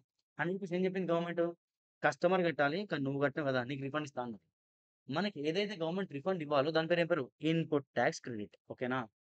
మనకెంత input tax? Wholesale point of వ్యూలో ఇన్‌పుట్ టాక్స్ క్రెడిట్ ఎంత? రూ. 100. అవుట్‌పుట్ టాక్స్ లయబిలిటీ ఎంత? 20. అర్థమైందా పాయింట్ ఇది? ఓకేనా? Next wholesale. రిటైలర్ కొన్నాడు కదా ఇప్పుడు. రిటైలర్ ఎంత కొన్నాడు దీన్ని? 13, 20 రూపీస్ ఇచ్చి కొన్నాడు. ఈ 13, 20లో రిటైలర్ ఎంత టాక్స్ పే చేసిండు? 120 పే చేసిండు. ఇప్పుడు గవర్నమెంట్ ఏం చెప్తది మళ్ళీ రిటైలర్‌కి? అరే బాబు! నువ్వు అల్టిమేట్ కన్స్యూమర్ కాదు కాబట్టి ఆ 120 ఎవరు బేర్ చేయాలి? కస్టమర్ బేర్ చేయాలి కాబట్టి నీకు 120 రిఫండ్ ఇస్తా అని చెప్పింది. ఓకేనా? సో, ఇప్పుడు 120 రిఫండ్ ఇవ్వడం వల్ల రిటైలర్‌కి కాస్ట్ ఎంత అయింది? 1200 అయింది. వీడేం చేసిండు? మళ్ళీ ప్రాఫిట్ ఒక 200 యాడ్ చేసుకున్నాడు. సో, సెల్లింగ్ ప్రైస్ ఎంత అయింది? 1400. రిటైలర్ ఏం చేస్తాడు? కస్టమర్‌కి అమ్ముతాడు. మరి కస్టమర్‌కి అమ్మే ముందు సెల్లింగ్ ప్రైస్ పైన ఏం చేయాలి? జీఎస్టీ కలెక్ట్ చేయాలి. జీఎస్టీ ఎంత? 10% అంటే 140 రూపీస్. ఇప్పుడు మొత్తం సెల్లింగ్ ప్రైస్ ఎంతయింది? 1540 అయిపోయింది. ఎంఆర్‌పీ 1540. ఇప్పుడు కన్స్యూమర్ అనేవాడు రిటైల్‌కి ఎంత ఇస్తాడు పైసలు? 1540 ఇచ్చి కొంటాడు. ఓకేనా? ఇప్పుడు చూడండి. ఈ 1540లో వీడి అమౌంట్ ఎంత? వీడి అమౌంట్ ఓన్లీ 1400. మిగతా 140 ఉంది కదా దీంట్లో అదేంటిది? గవర్నమెంట్‌ది ఇన్‌కమ్. సో, ఇప్పుడు గవర్నమెంట్ అడు గవర్న వీడికి రిటైలర్‌కి 120 ఏం చేయాలి నార్మల్‌గా అయితే? గవర్నమెంట్‌కి పే చేయాలి. కానీ ఈ 140లో ఆల్రెడీ హోల్‌సేలర్‌కి ఎంత పే చేసిండు? 120 పే చేసిండు. ఓకేనా? అంటే మీనింగ్ ఏంటిది? వీళ్ళు ఆల్రెడీ ఈ 140లో 120 పే చేసిండు. ఆ 120 ఏం చెప్పింది గవర్నమెంట్ వీడికి? రిఫండ్ ఇస్తా అని చెప్పింది. సో, ఇప్పుడు ఏదైతే గవర్నమెంట్ నుంచి మనకు రిఫండ్ రావాలో దాని పేరు ఏం పేరు? Input tax credit. ఈ 140లో 120 రిఫండ్ వస్తది కదా! మరి ఇంకా 20 ఏం చేయాలి? మనమే గవర్నమెంట్ కట్టాలి. సో, అదేంటి మనకు అవుట్‌పుట్ టాక్స్ లయబిలిటీ. ఓకేనా? సో, అల్టిమేట్‌గా మీరు చెక్ చేసుకుంటే హోల్‌సేలర్ ఫస్ట్ ఎంత పే చేసిండు? 100 పే చేసిండు. అది రిఫండ్ వచ్చేసింది. ఓకేనా? రిటైలర్ ఎంత పే చేసిండు? 120 పే చేసిండు. 120 రిఫండ్ వచ్చేసింది. కస్టమర్ ఎంత పే చేసిండు? 140 పే చేసిండు. అంటే మీనింగ్ ఏంటిది? వీడు 100 కట్టినయి వీడికొచ్చేసినాయి. వీడు 120 వచ్చేసినాయి. అల్టిమేట్‌గా గవర్నమెంట్‌కి వీడెంత పే చేసిండు? రూ. 100 గవర్నమెంట్‌కి జీఎస్టీ పే చేసిండు. వీడెంత పే చేసిండు? 20 పే చేసిండు. వీడెంత పే చేసిండు? 20 పే చేసిండు. మొత్తం ఓవరాల్‌గా గవర్నమెంట్‌కి జీఎస్టీ ఎంత పోయింది? రూ. 140 పోయింది. కస్టమర్ ఎంత పే చేసిండు జీఎస్టీ? రూ. 140 పే చేసిండు. అర్థమైందా పాయింట్ ఇది? ఓకేనా? ఈ 140 అల్టిమేట్‌గా కన్స్యూమరే బేర్ చేసిండు. ఓకేనా? ఓవరాల్‌గా వీడు 100 పే చేసిండు గవర్నమెంట్‌కి, వీడు 20 పే చేసిండు, వీడు 20, వీడు 140 అర్థమైందా? వీడు 140 పే చేసిండు మొత్తం వీడికి పోలే. ముందు పోయింది గవర్నమెంట్‌కి 140 వీళ్ళు ముగ్గురు కట్టిండ్రు. టోటల్ కలిపితే 140 వీళ్ళు కట్టిర్రు. ఓకేనా? మొత్తం కానీ లాస్ట్‌కి చెక్ చేసుకుంటే ఏంటిది 140 మనమే బేర్ చేసాం. మనోడు ఎవరు ఇక్కడ? కస్టమర్ బేర్ చేసిండు. సరే. ఇదంతా చెప్పినప్పుడు సార్ అసలు వాల్యూ యాడెడ్ టాక్స్ డివైడ్ అయిపోయినవి ఉంటే చూడండి ఒకసారి. వాల్యూ యాడెడ్ టాక్స్ ఉంటాయి. చూడండి ఒకసారి. ఫస్టు ఆ ప్రొడక్ట్‌కి వాల్యూ ఎంతయింది? సెల్లింగ్ ప్రైస్ అంటే వాల్యూ. ఫస్ట్ ఆ ప్రొడక్ట్‌కి ఎంతయింది వాల్యూ? రూ. 100 సారీ రూ. 1000 అని దాని వాల్యూ. సెకండ్ ఎంతయింది దాని వాల్యూ? ఎక్స్‌ట్రా. వీడు రూ. 1000 యాడ్ చేస్తే వీడు ఎక్స్‌ట్రా ఎంత యాడ్ చేసిండు దీనికి వాల్యూ? 200 యాడ్ చేసిండు. వీడెంత యాడ్ చేసిండు దానికి? ఇంకో 200 యాడ్ చేసిండు. చూడండి. ఇప్పుడు రూ. 1000 పైన జీఎస్టీ ఎంత పే చేసినాం మనం? 100. వాల్యూ అడిషన్ వీడెంత పే చేసిండు గవర్నమెంట్‌కి? 20 పే చేసిండు. అంటే నథింగ్ బట్ వీడు ఎంతైతే వాల్యూ అడిషన్ చేసిండో దానిపైన 10% పే చేసిండు. అంటే ఎంత? 20. అర్థమైందా పాయింట్ ఇది? అంటే హోల్‌సేలర్ అనేవాడు ఆ ప్రొడక్ట్‌కి ఎంతైతే వాల్యూ అడిషన్ చేసిండో దానిపైన మాత్రమే జీఎస్టీ తీసుకుంది గవర్నమెంట్. నెక్స్ట్ చూడు. వీడెంత వాల్యూ అడిషన్ చేసిండు? రూ. 200 వాల్యూ అడిషన్. వీడు రూ. 1000 దాని వాల్యూ పెడితే వీడు 1200 చేసిండు. దీన్నేం చేసిండు వీడు? 1400 చేసిండు. అంటే వీడు ఒక 200 పెంచిండు. వీడు ఒక 200 పెంచిండు. రిటైలర్ ఏం చేసిండు? ఒక 200 వాల్యూ పెంచిండు. వీడెంత జీఎస్టీ పేసిండు ఇక్కడ? 20. అంటే మీనింగ్ ఏంటిది? ఈ 200 ఎంతైతే వాల్యూ అడిషన్ జరిగిందో దానిపైన మాత్రం జీఎస్టీ పే చేసిండు. అర్థమైందా పాయింట్ ఇది? అంటే ఇక్కడ ఏంటిది? ఎవ్రీ స్టేజ్‌లో వాల్యూ అడిషన్ ఎంతైతే అవుతుందో దానిపైన మాత్రమే గవర్నమెంట్ టాక్స్ అడుగుతుంది. ఆల్రెడీ వీడు ఎంతైతే వాల్యూ క్రియేట్ చేసిండో మళ్ళా టాక్స్ తీసుకోవట్లేదు. దానివల్ల ఏమైపోయింది? Cascading effect. Talks on talks అనేది ఎలిమినేట్ అయిపోయింది. మీరు గమనిస్తే వీడు ఎంత వాల్యూ క్రియేట్ చేసిండు? 1000 పైన. సో వీడు ఎంతైతే వాల్యూ క్రియేట్ చేసిండో దానిపైన వచ్చే టాక్స్ మొత్తం కట్టేసిండు వీడు. అవునా కాదా? వీడు చూడండి. వీడు ఎంత వాల్యూ క్రియేట్ చేసిండు? 200. వీడు ఎంత టాక్స్ వేసిండు గవర్నమెంట్‌కి? 20. అంటే వీడు ఎంతైతే వాల్యూ అడిషన్ చేసిండో దానిపైనే టాక్స్ అడుగుతుంది గవర్నమెంట్. వాల్యూ అడిషన్ లేకపోతే talks zero. For example wholesaler దగ్గర నుంచి రీటైలర్ అన్నవాడు కొన్నాడు కదా! 1200కి. వీడు ఏం వాల్యూ ఇచ్చాడు. ప్రాఫిట్ లేకుండా అమ్మిండనుకుందాం. ప్రాఫిట్ లేకుండా అమ్మిండు. సో, ప్రాఫిట్ లేకుండా అమ్మితే వీడు జీరో టాక్స్ పే చేస్తాడు. అర్థమైందా పాయింట్ ఇది? అంటే వీనికి వాల్యూ అడిషన్ ఉంటేనే జీఎస్టీ కట్టాలి. వాల్యూ అడిషన్ లేకపోతే జీఎస్టీ రాదు ఆ ప్రాసెస్‌లో. ఓకేనా? ఇది నీకు అర్థమైందని నేను అనుకుంటున్నా. మళ్ళొకసారి చిన్న క్రిస్పీ‌గా చెప్పేస్తా చూడండి. హోల్‌సేలర్ అనేవాడు ఎంతైతే వాల్యూ క్రియేట్ చేసిండో అంత టాక్స్ వేసిండు గవర్నమెంట్‌కి. ఇక్కడ హోల్‌సేలర్ అనేవాడు ఎంతైతే వాల్యూ క్రియేట్ చేసినో దాని పైన టాక్స్ వేసిండు. రీటైలర్ అనేవాడు ఆ ప్రొడక్ట్‌కి ఎంతైతే వాల్యూ అడిషన్ చేసినో దాని పైన టాక్స్ వేసిండు. That is called value added talks. ఓకేనా? ఇది నాకు కొంచెం ఇంపార్టెంట్ అనిపించింది. So, through out the GST దీనికి యూజెస్ ఉంటాయి కాబట్టి నేను కొంచెం డీటెయిల్స్ చెప్పడానికి ట్రై చేశా. ఓకేనా? కొంచెం టైం ఎక్కువ పెట్టినా పర్లేదు. దీన్ని వినండి. ఓకేనా? These are features of GST are indirect tax. Taxes subsumed into GST. Nothing but taxes subsumed GST అంటే మీనింగ్ ఏంటంటే జీఎస్టీ ఇంప్లిమెంట్ అవ్వడం వల్ల ఓల్డ్ టాక్సెస్ ఏవి ఎలిమినేట్ అయినో చెప్తాను ఇక్కడ. ఏంటంటే జీఎస్టీ ఇంప్లిమెంటేషన్ అవ్వడం వల్ల ఏ టాక్సెస్ ఎలిమినేట్ అయినా మాట్లాడుకుంటున్నాం. State taxes subsumed. State tax ఏవైతే ఓల్డ్ ట్యాక్స్‌లో ఉన్నావో అవి ఏవేవి ఎలిమినేట్ అయినాయో మాట్లాడుకుందాం మనం. జీఎస్టీ రావడం వల్ల. ఒకటి tax on lottery betting gambling పోయింది. ఎంట్రీ టాక్స్, పర్చేస్ టాక్స్ పోయింది. వాట్ సేల్స్ టాక్స్ పోయింది. లగ్జరీ టాక్స్ పోయింది. టాక్స్ అండ్ అడ్వర్టైజ్మెంట్ పోయింది. ఎంటర్‌టైన్‌మెంట్ టాక్స్ పోయింది. State surcharges and cesses related to supply of goods services పోయింది. కానీ ఎంటర్‌టైన్‌మెంట్ టాక్స్‌లో ఒక టాక్స్ అనేది ఎలిమినేట్ అవ్వలేదు. ఏంటిదది? ఎంటర్‌టైన్‌మెంట్ ఎలిమినేట్ అయిపోయింది. బట్ ఎంటర్‌టైన్‌మెంట్ టాక్స్‌లో వన్ ఆఫ్ ది పార్ట్ ఏంటిదనంటే those levied by local bodies. Entertainment tax ఏవైతే లోకల్ బాడీస్ లెవీ చేస్తావో అవి మాత్రం ఎలిమినేట్ అవ్వలేదు బికాస్ ఆఫ్ జీఎస్టీ. బట్ మిగతావన్నీ ఎలిమినేట్ అయిపోయినాయి. ఓకేనా? Next central taxes subsumed. ఏమేమైనాయి? Sales tax, central surcharge, cesses relating to goods services, central excise duty పోయింది. నెక్స్ట్ కౌంటర్ వీలింగ్ డ్యూటీ పోయింది. స్పెషల్ కౌంటర్ వీలింగ్ డ్యూటీ పోయింది. అండ్ సెంట్రల్ సేల్స్ టాక్స్ కూడా పోయింది. ఓకేనా? Goods and services outside GST. అంటే కొన్ని goods, కొన్ని సర్వీసెస్ అసలు జీఎస్టీ పరిధిలో రావన్నమాట. అంటే మీనింగ్ ఏంటిది? ఆ గూడ్స్ పైన, ఆ సర్వీస్ మీద జీఎస్టీ లెవీ చేయనికి స్కోప్ లేదు. ఓకేనా? జీఎస్టీకి పవర్ లేదు. అవెందుకు చూద్దాం. Alcoholic liquor, petroleum products, immovable property. ఈ మూడిటి పైన జీఎస్టీ లెవీ చేయనిక స్కోప్ లేదు. ఓకేనా?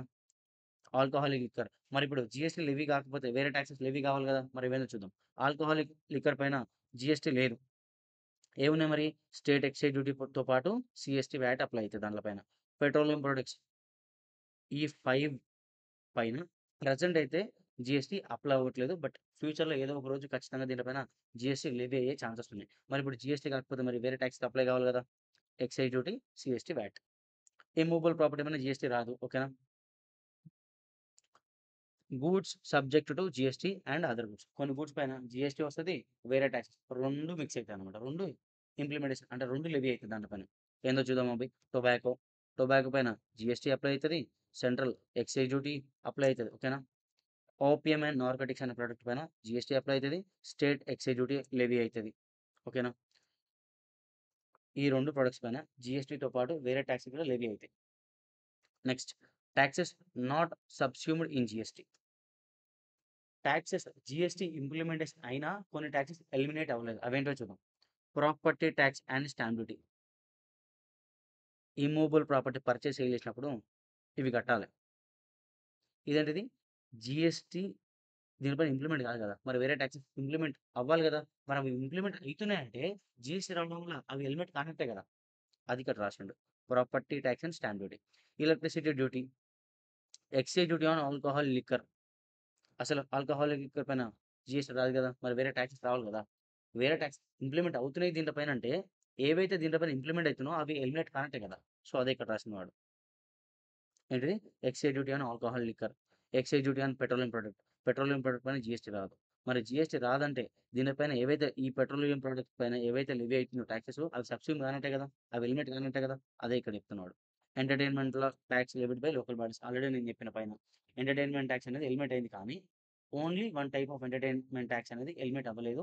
Which is levied by local body. ఇవి టాక్సెస్ నాట్ సబ్స్యూమ్డ్. అప్పుడప్పుడు ఈ క్వెషన్ డైరెక్ట్ సీదా క్వెషన్ అడుగుతున్నాడు. 3 మార్క్స్‌కో, 7 మార్క్స్‌కో అడుగుతున్నాడు. సో, ఇది నా ఒపీనియన్‌లో కొంచెం ఇంపార్టెంట్ అనిపించింది. జస్ట్ మీరు ఆ నేమ్స్ మెన్షన్ చేస్తే చాలు. Dual model. ఆ డ్యూయల్ మోడల్ అంటే మీనింగ్ ఏందో చూద్దాం. డ్యూయల్ మోడల్ అంటే సెంట్రల్ గవర్నమెంట్‌కి, స్టేట్ గవర్నమెంట్‌కి ఇద్దరికీ పవర్ ఉంటది. జీఎస్టీ లెవీ చేయడానికి. అంటే ఏందంటే చెప్తా చూడండి. మనం ఏదైతే గూడ్ గాని, సర్వీస్ గాని మనం సప్లై చేస్తాం కదా! దానిపైన జీఎస్టీ అప్లై అయితది కదా! సో, జీఎస్టీ ఏం చేస్తది? గవర్నమెంట్ తీసుకుంటది. ఏ గవర్నమెంట్ తీసుకుంటది? ఇద్దరు గవర్నమెంట్‌లు తీసుకుంటారు. అంటే స్టేట్ గవర్నమెంట్ తీసుకుంటది. సెంట్రల్ గవర్నమెంట్ తీసుకుంటది. అంటే మీనింగ్ ఏందంటే జీఎస్టీ మనం కట్టే జీఎస్టీ ఇద్దరు పంచుకుంటారు. State government, central government. ఓకేనా?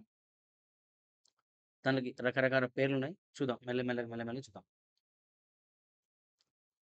Intra state supply. Intra state supply అంటే సప్లై వితిన్ ద స్టేట్ అనమాట. Supply within the state. For example మనం రత్నదీప్ అనుకుందాం. రత్నదీప్ స్టోర్ అనేది తెలంగాణలో ఉంది. ఎస్ఆర్ఆర్‌లో ఉంది. సో, ఇప్పుడు మనం ఎవరికి అమ్ముతాం? వితిన్ ద స్టేట్‌లో కదా కొనుక్కొని తినేది. ఓకేనా? That is called intra state supply. అంటే కన్జ్యూమర్ సప్లై ఎవడైతే గూడ్స్ సప్లై చేస్తుండో, ఎవడైతే సర్వీస్ సప్లై చేస్తుండో వాడు తెలంగాణలోనే ఉండాలి. అండ్ ఎవడైతే కన్జ్యూమ్ చేస్తున్న గూడ్స్‌ని, సర్వీస్‌ని వాడు తెలంగాణలో ఉండాలి. That is called intra state supply. ఓకేనా? ఇంకేం చెప్పొచ్చు? ఫర్ ఎగ్జాంపుల్ ఢిల్లీ అనేదేంటిది? ఢిల్లీ కాదు పుడుచ్చేరి తీసుకుందాం. పుడుచ్చేరి అనేటిది యూనియన్ టెరిటరీ. ఫర్ ఎగ్జాంపుల్ మనకక్కడ ఒక షాప్ ఉందనుకుందాం. ఏది? అక్కడ రత్నదీప్ షాప్ ఉందనుకుందాం. సో, మనం ఏం చేస్తాం? రత్నదీప్ అంటే డైలీ యూజెస్ కదా! కూరగాయలు కదా!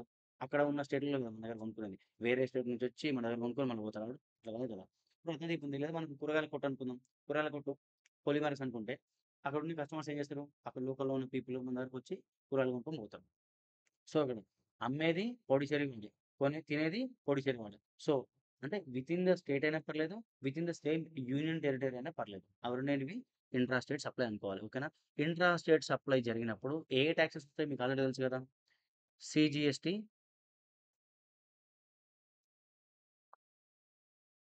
చార్జ్ ఒకవేళ స్టేట్ అయిందనుకో వితిన్ ద సేమ్ స్టేట్ అయితే సీజీఎస్టీతో పాటు ఎస్‌జీఎస్టీ అప్లై అయితది. ఒకవేళ సేమ్ యూనియన్ టెరిటరీ అయితే ఎస్‌జీఎస్టీ రాకుండా యూటీజీఎస్టీ అండ్ సీజీఎస్టీ అప్లై అయితది. Inter state supply. Inter state supply అంటే సప్లయర్ ఆఫ్ గూడ్స్ గాని, సప్లయర్ ఆఫ్ సర్వీస్ అని ఒక స్టేట్‌లో ఉండాలి. కన్స్యూమర్ ఆఫ్ గూడ్ గాని, కన్స్యూమర్ ఆఫ్ సర్వీస్ కానీ వేరే స్టేట్‌లో ఉండాలి. అంటే ఫర్ ఎగ్జాంపుల్ మనకొక కార్ మ్యానుఫ్యాక్చరింగ్ కంపెనీ ఉంది. సరే కార్ డీలర్ అనుకుందాం మనం. మన కార్ డీలర్ షాప్ ఎక్కడుంది? తెలంగాణలో ఉంది. ఆంధ్ర నుంచి ఒకడొచ్చి ఏం చేసిండు? మన దగ్గర కార్ కొనుక్కొని ఎళ్ళిపోయిండు. అంటే ఏంటిది? సప్లయర్ ఆఫ్ గూడ్ ఏమో తెలంగాణ, కన్స్యూమర్ ఆఫ్ గూడ్ ఏమో ఆంధ్ర. ఇలాంటి సేల్‌ని ఏమనాలి మనం? ఇంటర్ స్టేట్ సప్లై అని చెప్పాలి. లేదా మీకు తెలిసుంటే చాలా వరకి నార్త్ ఇండియా, ఢిల్లీ, మహారాష్ట్ర, ముంబై అటు పోయి మనోళ్ళు సెకండ్ హ్యాండ్ కార్ పర్చేస్ చేస్తారు. ఎందుకు? అక్కడ రేట్ తక్కువుంటది. అంటే కస్టమర్ ఏమో ఈ స్టేట్‌లో ఉన్నాడు. సప్లయర్ ఏమో ఢిల్లీలో ఉన్నాడు. సో, ఇప్పుడు కన్స్యూమర్ అనేవాడు ఈ స్టేట్‌లో, సప్లయర్ ఏమో ఆ స్టేట్‌లో ఉన్నాడు. అలా డిఫరెంట్ స్టేట్ మధ్యలో సప్లై జరుగుతది అనాలి ఇంటర్ స్టేట్ సప్లై. లేదా one state, one union territory. ఇప్పుడు లదాఖ్ తీసుకుందాం యూనియన్ టెరిటరీ. లదాఖ్‌లో నుంచి కస్టమర్ వచ్చి మన దగ్గరికి ఏం చేసిండు? కార్ కొనుక్కొని పోయిండు. ఎక్కడ జరిగింది? ఒక స్టేట్, ఒక యూనియన్ టెరిటరీ మధ్యల సప్లై జరిగింది. అదేంటిది? Inter state supply. లేదా ఎక్స్‌పోర్ట్ చేసాం మన ప్రొడక్ట్ మనం ఇచ్చిన వేరే కంట్రీకి ఎక్స్‌పోర్ట్ చేసాం. అది కూడా ఏమైతది? ఇంటర్ స్టేట్ సప్లై అయితది. ఓకేనా? ఇంటర్ స్టేట్ సప్లై జరిగినప్పుడు మనం చార్జ్ చేసే జీఎస్టీ పేరు ఏం పేరంటే ఐజీఎస్టీ. ఓకేనా? Benefits of GST. మీరు ఈ పైన ఏవైతే బ్లాక్ కలర్‌లో ఉన్నాయో మీరు ఆ హెడ్డింగ్స్ గుర్తుపెట్టుకుంటే చాలు. లోపల మీ ఓన్‌గా రాసేయొచ్చు. చూడండి ఒకసారి. Support to small traders, mitigating of cascading effect, unified national market, Boost to make in India, increase investment and employment, is of doing business, information technology driven automation. చాలా ఉన్నాయి యూఎస్ బట్ కొన్ని రాస్తే సరిపోతాయి కాబట్టి ఆ కొన్ని నేను రాసిన. సో, ఆ కొన్ని మీరు గుర్తుపెట్టుకుంటే సరిపోతుంది. లోపల మీ ఇష్టం ఓన్‌గా రాసేయొచ్చు. For the purpose of GST India has ఇది exam point of not important. But practical లైఫ్‌లో మీకు చాలా ఇంపార్టెంట్. బట్ అవసరం లేదు.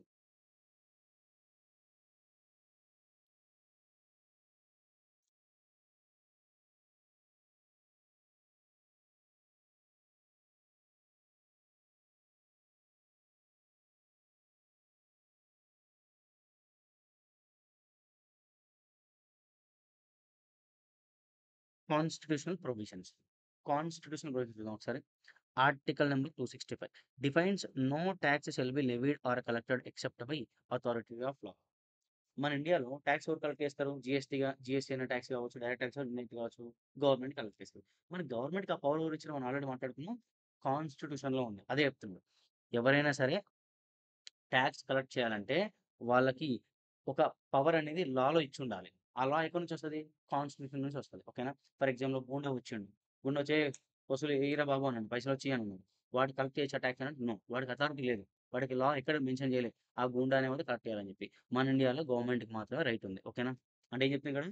నీకు పవర్ అనేది ఒక లా ఇచ్చుండాలి. నువ్వు టాక్స్ కలెక్ట్ చేయని పవర్ నీకు ఒక లా ఇచ్చుంటే మాత్రమే నువ్వు ట్యాక్స్ కలెక్ట్ చేయొచ్చు అని చెప్తున్నాను ఇక్కడ. ఓకేనా? Article number 245 defines the legislative power of parliament and state. Union government, state government వాళ్ళ పవర్స్ డిఫైన్ చేసి ఉన్నాయి. సెంట్రల్ గవర్నమెంట్ ఏం చేయొచ్చు? May make laws for whole or any part of India. Whole of ఇండియాకి సెంట్రల్ గవర్నమెంట్ ఏం చేయొచ్చు? Whole of ఇండియాకి లా prepare చేయొచ్చు, లేదా ఏదైనా ఇండియాలో ఒక చిన్న పార్ట్ నుంచి దానికి లా ప్రిపేర్ చేసే రైట్ ఎవరికి ఉంటుంది? సెంట్రల్ గవర్నమెంట్ ఉంటుంది. స్టేట్ గవర్నమెంట్కి ఏముంటుంది? హోల్ స్టేట్ మొత్తానికి ట్యాక్స్ లా ప్రిపేర్ చేయొచ్చు, లేదా స్టేట్లో ఉన్న సపరేట్ ఒక పార్టీకి ఏం చేయొచ్చు? ట్యాక్స్ ఏమంటారు? లా రెడీ చేయొచ్చు అనమాట. ఓకేనా? Article number 246 gives authority to union and central government to for living tax. ఇక్కడ ఏం చెప్తుంది?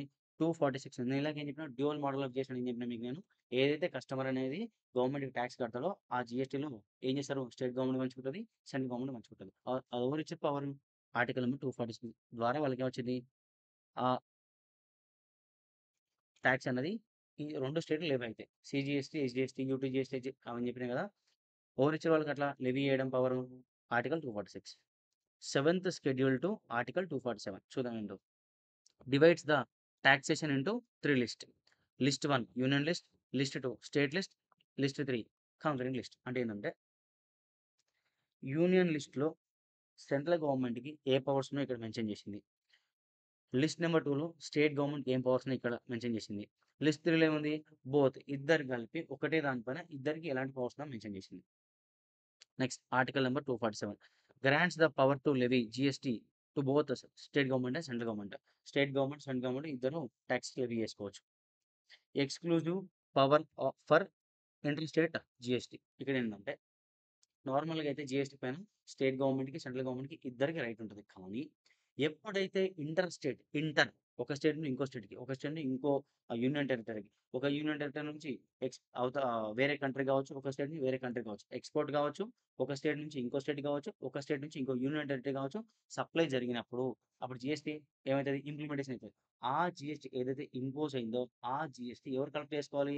Only central government. అంటే ఇక్కడ ఏంటంటే intra state with in the state జరిగినప్పుడు జిఎస్టీ లెవీ అవుతాయి కదా, అదేం చేయాలి? స్టేట్ గవర్నమెంట్, సెంట్రల్ గవర్నమెంట్ ఇద్దరు కలెక్ట్ చేసుకుంటారు. కానీ ఎప్పుడైతే ఇంటర్ స్టేట్ ఇంటర్ ఒక స్టేట్ నుంచి ఇంకో స్టేట్కి సప్లై జరిగినప్పుడు ఏదైతే జిఎస్టీ లెవీ అవుతుందో ఆ GST only central government collect చేసుకుని మాత్రమే రైట్ ఉంటుంది, వేరే వాళ్ళకి రైట్ లేదు. ఓకేనా?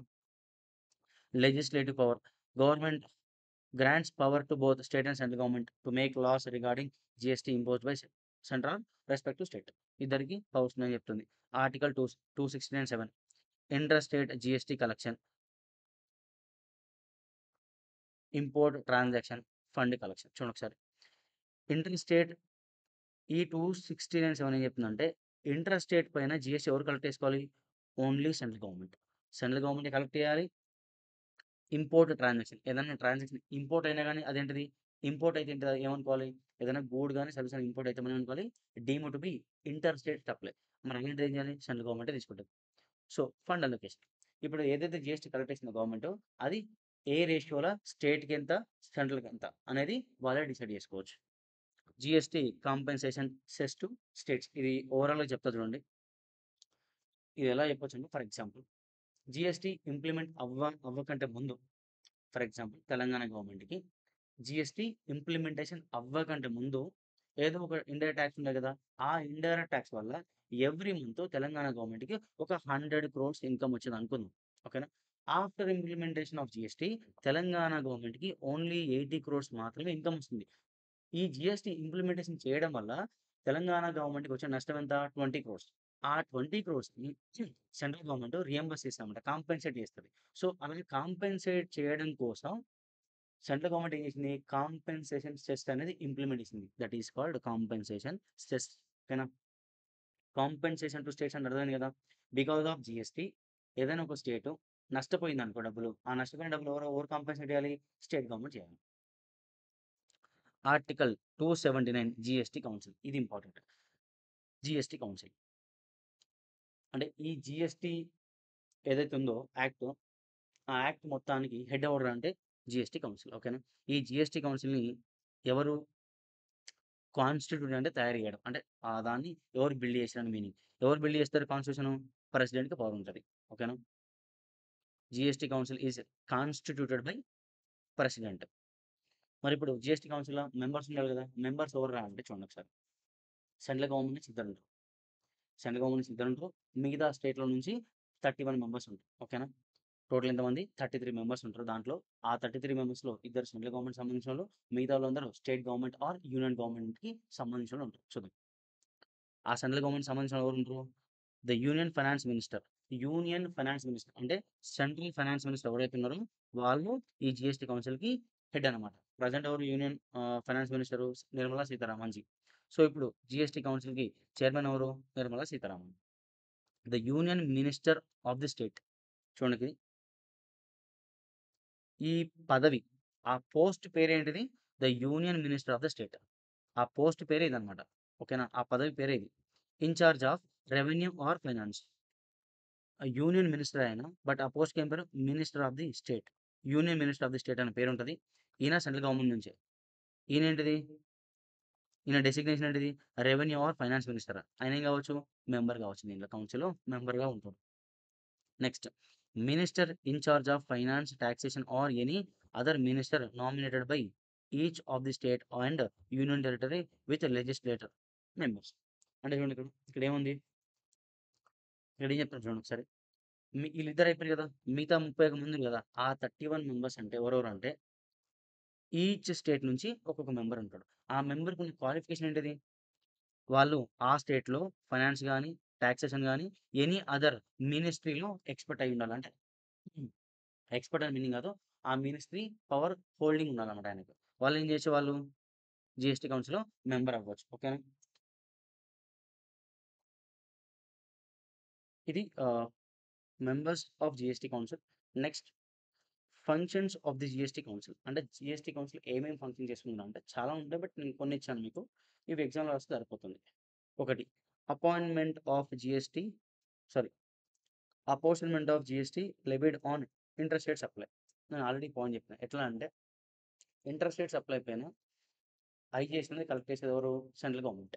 ఇప్పుడు ఏదైతే ఐజిఎస్టీ కలెక్ట్ చేసిందో ఇప్పుడు స్టేట్ గవర్నమెంట్కి ఎంత పంచాలి, సెంట్రల్ గవర్నమెంట్కి ఎంత పంచాలి అనేది జిఎస్టీ కౌన్సిల్ డెసిషన్ తీసుకుంటుంది. ఓకేనా, the date on which GST be levied on petroleum, crude, high-speed diesel oil, natural gas, aviation turbine fuel, motor spirits. ఈ 5 ప్రొడక్ట్స్ పైన టిల్ డేట్ అయితే ప్రజెంట్ అయితే జిఎస్టీ లెవీ అవ్వట్లేదు. బట్ ఏ రోజు నుంచి వీటిపైన జిఎస్టీ లెవీ చేయాలో జిఎస్టీ కౌన్సిల్ డిసైడ్ చేస్తుంది. Threshold limit of turn over. Threshold limit of turn over అంటే ఎంత టర్న్ ఓవర్ ఉంటే జిఎస్టీ తీసుకోవాలి, ఎంత టర్న్ ఓవర్ ఉంటే జిఎస్టీ తీసుకునే అవసరం లేదు. అంటే టర్న్ ఓవర్ లిమిట్ పెడతామన్నమాట. జిఎస్టీ రిజిస్ట్రేషన్ తీసుకోవడానికి మీకు టర్న్ ఓవర్ లిమిట్ ఎవరు ఫిక్స్ చేస్తారు, జిఎస్టీ కౌన్సిల్ ఫిక్స్ చేస్తుంది. Next, GST goods and services subject to or exempted from GST.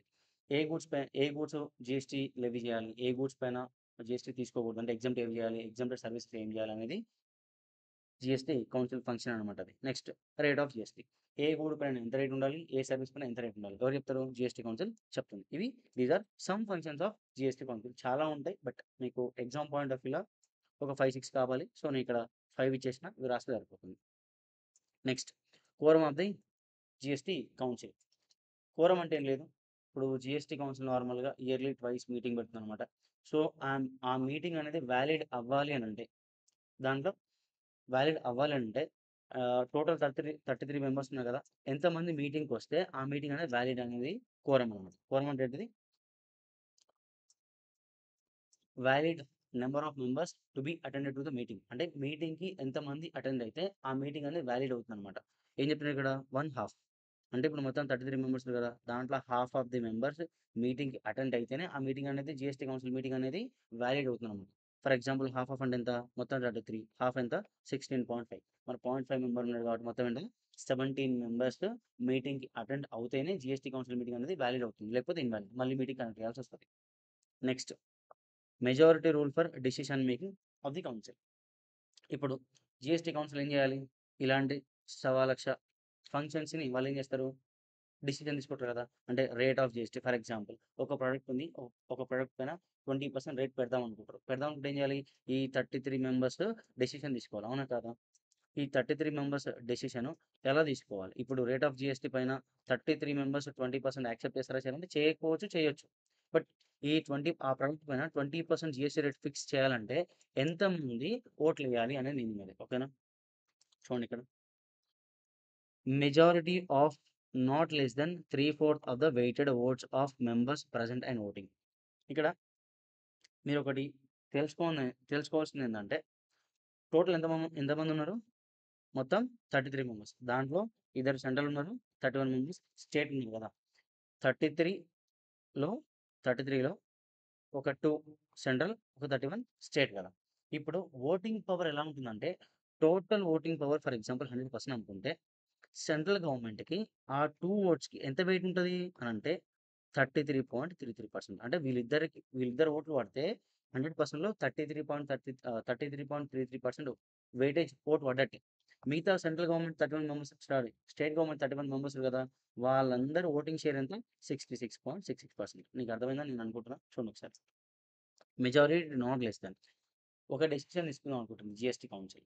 ఇప్పుడు ఫర్ ఎగ్జాంపుల్ ఆ మీటింగ్‌లో ఒక 17 మెంబర్స్ వచ్చారనుకుందాం. ఎందుకు? మీటింగ్ జరగాలంటే 70 మెంబర్స్ ఉండాల్సిందే. కాబట్టి 70 మెంబర్స్ వచ్చారనుకుందాం. దాంట్లో ఒక ఇద్దరు సెంట్రల్ మినిస్టర్స్ అనుకుందాం. మిగతా 15 మెంబర్స్ ఫ్రమ్ స్టేట్స్ అనుకుందాం. ఓకేనా? మొత్తం 70 మెంబర్స్ వచ్చారు. ఇప్పుడు ఈ 17 మెంబర్స్ ఓటింగ్స్ కలిపి ఎంతైతది? 100% అయితది. ఈ 100%లో 33.33% వీళ్ళ షేర్ ఉంటది. మిగతా 66.66% వీళ్ళ షేర్ ఉంటది. సో, వీళ్ళ 15 మెంబర్స్ ఓట్లు ఎంత పర్సెంట్‌కి ఈక్వల్ అది? 66.66 ఈక్వల్. వీళ్ళిద్దరి ఓటింగ్ ఎంతకి ఈక్వల్? 33.33%. ఫర్ ఎగ్జాంపుల్ ఇంకోటి 70 మెంబర్స్ వచ్చారు మీటింగ్‌కి. దాంట్లో ఒక మెంబర్ సెంట్రల్ నుంచి వచ్చిండు. ఇంకో 16 మెంబర్స్ స్టేట్ నుంచి వచ్చారనుకుందాం. సో, ఇప్పుడు ఈ 1% ఓటింగ్ ఏసాడనుకో 33.33% ఓటింగ్ పడిపోయినట్టే. మీ 16 మెంబర్స్ ఓటింగ్ ఏస్తే 66.66% ఓటింగ్ పడ్డట్టు. అర్థమైందని నేను అనుకుంటున్నా పాయింట్. ఓకేనా? సో, ఇది వెయిటేజ్ ఆఫ్ ఓట్ అనమాట. ఇప్పుడేంటిది? Majority of not less than 3/4 of the weighted votes of members present and meeting. 3/4 అంటే మీనింగ్ ఏంటిది? ఆల్మోస్ట్ 66 పాయింట్ సారీ 3/4 కదా! హ్మ్. అంటే 66.66% అంటే మీనింగ్ ఏందంటే ఫర్ ఎగ్జాంపుల్ ఇప్పుడు 20% ఒక ప్రొడక్ట్ పైన జీఎస్టీ రేట్ 20% పెడదాం అనుకుంటాం. మీటింగ్ ఎంతొచ్చారు మన ఎగ్జాంపుల్‌లో 70 మెంబర్స్ వచ్చారు. దాంట్లో ఒక మెంబరు సెంట్రల్ గవర్నమెంట్, ఇంకా 16 మెంబర్స్ స్టేట్ గవర్నమెంట్ అనుకుందాం. ఈ సెంట్రల్ గవర్నమెంట్ మెంబర్ ఏం చేసిండు 20% ఏదైతే మనం రేట్ పెడదాం అనుకున్నామో దానికి ఎస్ అని చెప్పిండు. ఎస్ అని ఓటింగ్ చేసిండు. దీంట్లో 16 మెంబర్స్ ఉన్నారు కదా! ఒక 8 మెంబర్స్ ఒక 8 మెంబర్స్ ఏం చేసిర్రు? నో అని చెప్పారు. ఇంకో 8 మెంబర్స్ యెస్ అని చెప్పారు. సో, ఇప్పుడు ఈ పర్సన్ సెంట్రల్ గవర్నమెంట్ ఏయడం వల్ల యెస్ అని చెప్పడానికి 33.33% ఓటింగ్ పడిపోయింది. ఇప్పుడు స్టేట్ గవర్నమెంట్‌లో 8 మెంబర్స్ ఏం చేసారు? యెస్ అని చెప్పారు. వీళ్ళ ఓటింగ్ షేర్ ఎంత? 66.66 కదా! దీంట్లో డివైడ్ బై 2 కొడితే 33.33% స్టేట్ గవర్నమెంట్ యెస్ అన్నారు. ఇంకో 33.33 నో అని చెప్పారు. సో, ఇప్పుడు యెస్ అని ఎంతమంది చెప్పారు? 33.33% సెంట్రల్ గవర్నమెంట్, 33.33% స్టేట్ గవర్నమెంట్. 2 కలిపితే 66.66 అంటే మరి ఓటింగ్ సరిపోయిందా? సో, ఇప్పుడు ఏదైతే వాళ్ళు 20% పెడదాం అనుకున్నారో దానికి ఎగ్జాక్ట్‌గా 3/4 ఓటింగ్ వచ్చిందంటే వచ్చింది. సో, ఇప్పుడు ఆ 20% ఇంప్లిమెంట్ అయినట్టు. ఓకేనా? ఇది వెయిటేజ్. నెక్స్ట్ జీఎస్టీ కౌన్సిల్ ఏదైతే డెసిషన్ తీసుకుందో జీఎస్టీ కౌన్సిల్ ఒక డెసిషన్ తీసుకున్నారు. ఆ డెసిషన్‌ని ఇన్‌వాలిడ్ అని చెప్పి ఈ 3 పాయింట్స్ రైజ్ చేసి ఆ డెసిషన్‌ని మీరు ఇన్‌వాలిడ్ అని చెప్పలేరు అని చెప్తుంది కింద పాయింట్. ఏదన్నా జీఎస్టీ కౌన్సిల్ డెసిషన్ తీసుకుంది.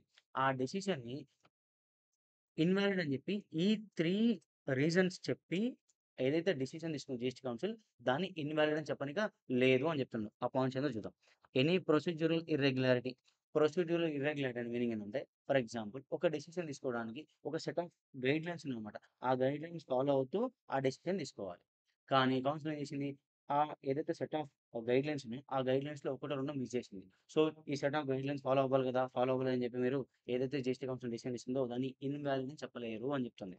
Next any vacancy in or any డెఫి డెఫ్ defect in constitution of council.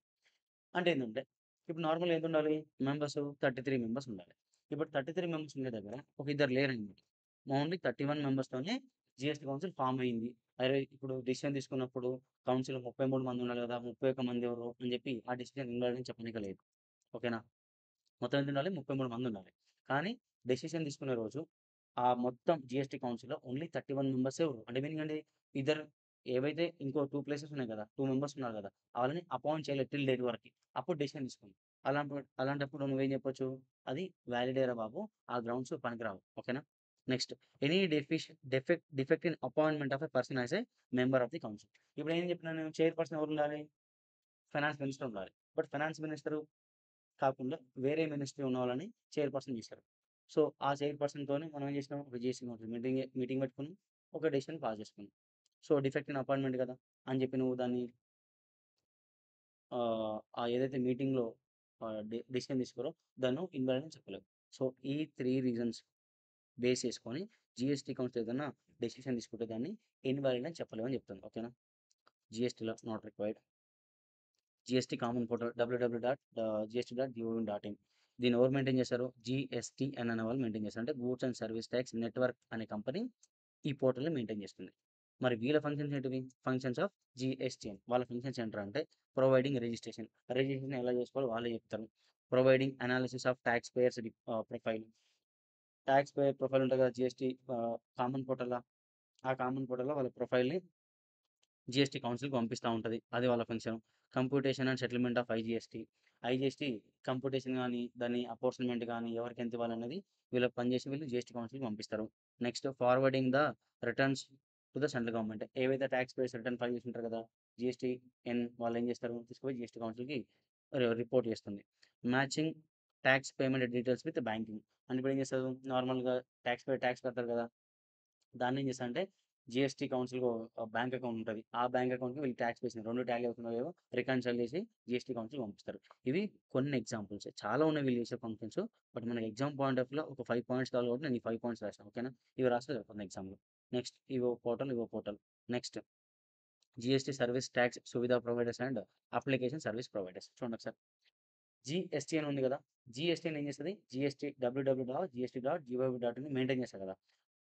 ఏదైతే సాఫ్ట్‌వేర్ ఉందో, ఆ సాఫ్ట్‌వేర్‌ని డెవలప్ చేయాలన్నా, లేకపోతే టాక్స్ పేయర్ పాయింట్ ఆఫ్ వ్యూలో ఇంకేమైనా ఇంప్లిమెంట్ చేయాలన్నా వీళ్ళేం చేస్తారు? జీఎస్టీ అయినోళ్ళు GSTs goods and service tax Suvidha providers help తీసుకుంటారనమాట.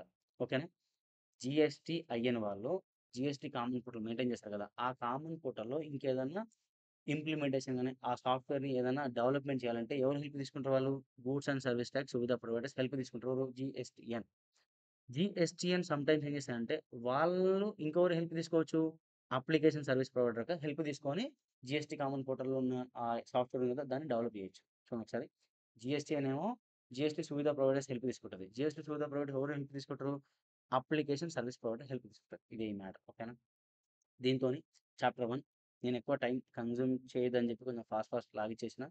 But నేను జస్ట్ మీకు ఈ రివిజన్ వినడం వల్ల మీకన్నీ గుర్తొస్తాయి టాపిక్స్. సో, నేనెక్కువ టైం తీసుకోవద్దు. ఎక్కడైతే ఇంపార్టెంట్ అనిపించిందో అక్కడ కొంచెం టైం తీసుకొని చెప్పిన. సో, నాట్ ఇంపార్టెంట్ ఉన్న దగ్గర కొంచెం లాగిచ్చేసిన. ఓకేనా? మీకు ఈ వీడియో ఎక్కడైనా నచ్చినా, లేదా నచ్చకపోయినా కామెంట్ రూపంలో తెలపండి. కామెంట్ చేయండి. బాగుంది, బాలేదని చెప్పి. ఒకవేళ నచ్చితే లైక్ ఇవ్వండి. నచ్చితే మీ ఫ్రెండ్స్‌కి ఒక షేర్ ఇవ్వండి. Thank you. Thank you all. ఆహ్, ఏమనుకోదు ఛానెల్‌కి ఇంకెవరైనా సబ్స్క్రైబ్ చేసిన వాళ్ళుంటే సబ్స్క్రైబ్ చేసుకోండి. Thank you. Thank you all.